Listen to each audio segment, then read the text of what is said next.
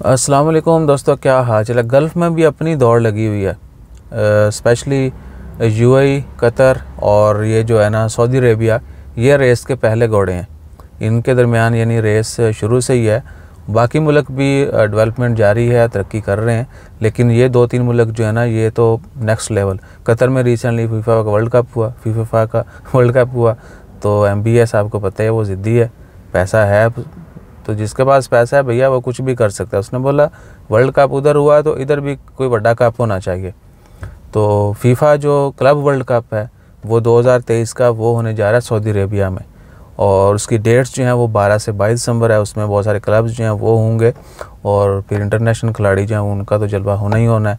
वो ऑलरेडी कुछ मैचेस हो रहे हैं।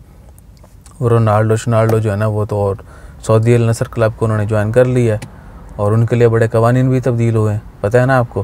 बहरहाल तो सऊदी अरेबिया में भैया पैसा चल रहा है, बस दुआ करें कि वहाँ पर जो गरीब मज़दूर है ना उनको भी पूरा हक मिले, और हमें भी कोई अच्छी जॉब मिल जाए, बेशक न्यूयॉर्क सिटी में मिल जाए लेकिन मिल जाए।